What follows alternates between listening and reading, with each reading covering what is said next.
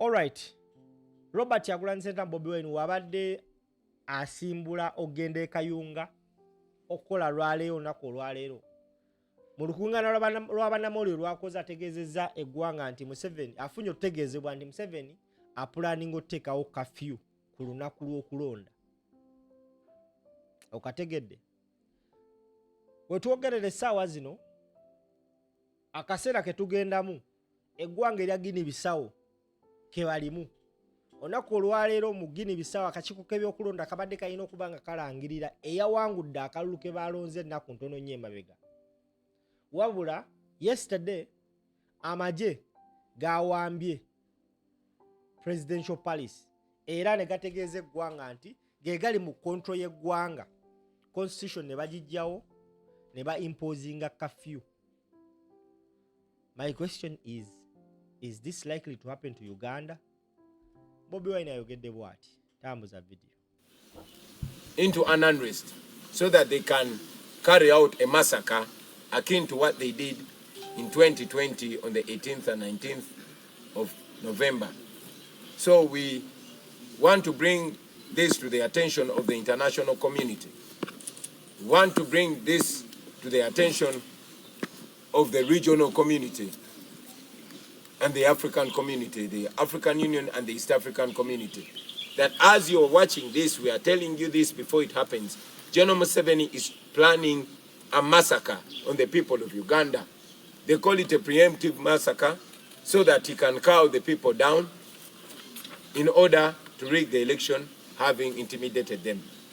We thought it's very, very important to put this to light.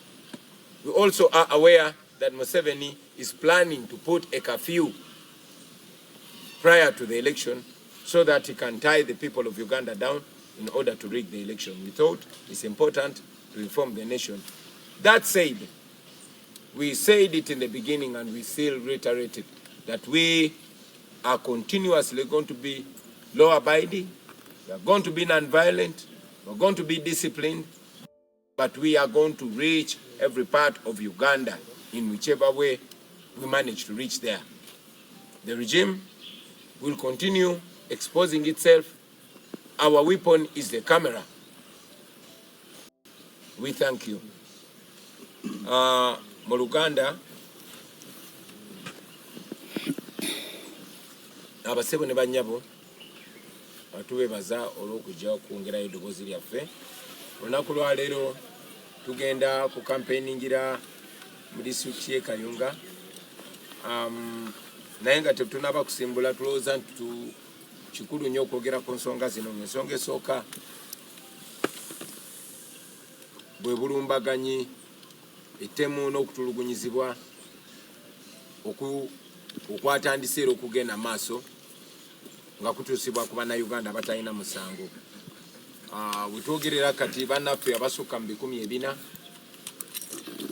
bakwate bali mu makomera awatali musango, bagenze bakwata abantu bonna abatuwagira, bannaffe abali ku ttiimu yaffe n'ebitundu ebyenjawulo, abannansi abatalina musango naye kubanga ayambadde ebimyufu oba ayambadde t-shirt eriko ekifaananyi kya candidate wa NUP, bagenze babakwata ne babasiba mu makomera nga bwe ngambye nti wetwogerera basukka mu 4 abali mu makomera. Mwalabye poliisi ya Uganda bwesindirira embwa ngeziweerera abantu abatalina musango ne zibaluma. Kyansonyi nnyo nti ne mwami Byabakama yavuddeyo naye teyavumiridde ekikolwa ekyo eky'obuswavu. Ekyo nno twakoma kiraba mu biseera by'Abamandera nga balwanira eddembe lyabwe, era poliisi y'Abakabulu ne basindirira embwa ne zibaluma. Twakirabako ne mu biseera nga baddugavu balwanira eddembe lyabwe mu myaka egy'enkaaga nga gyakatandika.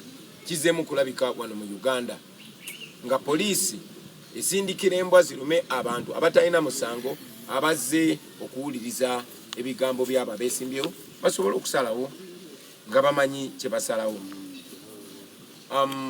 Tekyakumya okwo. Bwe tuba mu kampeyini zaffe poliisi ejja n'obuuma obukubisa amasannyalaze ne bukubisa abantu abatalina musango. Mubalabye nga bakuba abakadde, mubalabye nga bakuba abaana bato, mubalabye nga baggala amakubo gye tulina okuyita ne tutayitayo. bagadde amakubo amanene ne batusindika mu bukubo obw'ettaka ate nayo ne batulumbayo ne bagenda nga batukuba omukka ogubalagala nga tewali musango. Ebyo byonna nno bibigenda maaso nga biri ku kamera. Tebakomyawo ne mu lwale zennyini abantu gye baba bakuŋŋaanye nga bali mu ddembe nga tuli mu kwogera nabo era namo bakasukamu omukka ogubalagala basobole okusaasaanya abantu. Abapoliisi kyewunyisa tibatambula n'abakamera nga babloga bwe bamala okuba abantu baveewo baagala bafiriminga ekifo nga kikalu bakitwale teeke ku social media nga balinga abagezaako okulaga nti tetulina bantu. Of course bazze beekwasa nti tebaagala muggundu, tebaagala tutambule n'abantu bangi, naye ekyo kyakwewusa kubanga muzze mulaba Nobert Mao, mulabye Taibwa Speaker wa Parliament, mulabye Tumukunde ne Museveni yennyini nga batambula n'olwebeya lw'abantu nga tewali abakwatako. So police begamba nti fe aba NUP tetulina kujja n'abawagizi baffe oba abawagizi baffe tebalina kutuwagira ne batugoberera oba ne batuwerekerako. Ekyo kyabwewusa tukiwakanya kubanga bye batugamba tebiri mu mateeka. Ate tosobola tugamba tukole kino nga gwe tuvuganya naye ye akola kirala. Tosobola tugamba tetulina kusinkana abawagizi baffe oba kusanyuka nabo naye nga tebiri bye tuvuganya nabo basinkana abawagizi baabwe era ne batambula nabo. Kaakati n'ekyo kituleese n'okwogera ku nsonga za mwami Byabakama.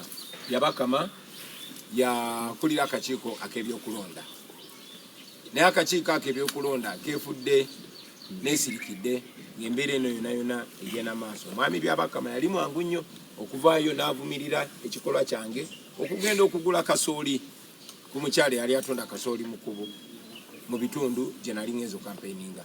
Ne mwami Byabakama tanavaayo kwogera ku ttemu ligenda maaso, tanavaayo kwogera ku basirikale abatomera abantu, tanavaayo kwogera ku makubo ge batuzibira ne batulemesa ogenda okola campaign. Tetwatuuse katosi ku campaigninga kubanga makubo bagagala, tetwatuuka mukono campaigninga kubanga makubo bagagala. Segale kubo ng'obuzaayo eddakiika 5 okutuuka wolaga negamba genda oyite mu kkubo eddala erigenda okutwala essaawa 2 n'otuuka ng'obudde bugenze ate ne baggalawo ne bakuba n'omukka ogubalagala mu lwale ne bagamba obudde buweddeyo. So eyo enkola mwami Byabakama tanaba gyogerako, wabula mwami Byabakama mwamuwulira mwenna bwe yavaayo n'avumirira kye tuyita protest vote oba enkola gye tugenda ogenda nayo mu kalulu nga tugenda okulonda nga tuwakanya ebyo ne bitunyigiriza ekitamenya mateeka. Mwami Byabakama ayina kubeera referee, naye ate kati naye alinga eyefudde omuzannyo era ayingidde mu kisaawe.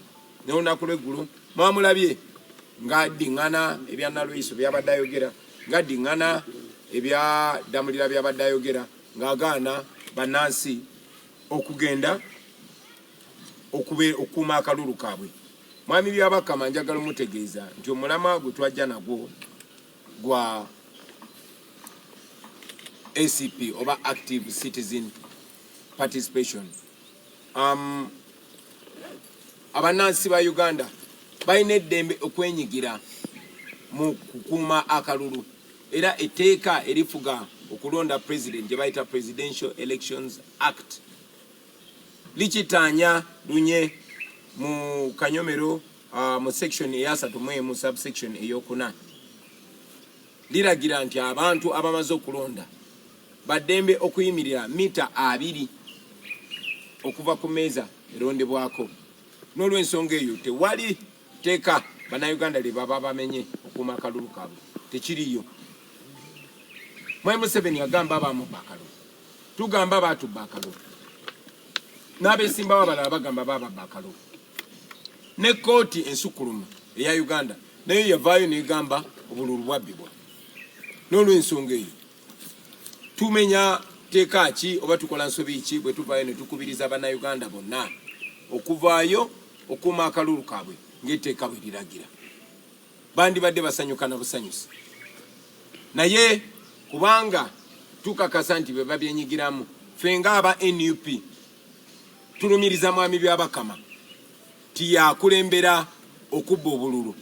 Kati gwe mwami Byabakama nga gwe suspect mu kubba obululu ate osobola otya okujja n'ogamba omunyiza nti okubanga ntebereza omuntu obubbi ate omubbi yennyini najja n'angamba temuggalawo nnyumba zammwe, temuzibaawo, muzireke, buli kimu kijja kuba kirungi.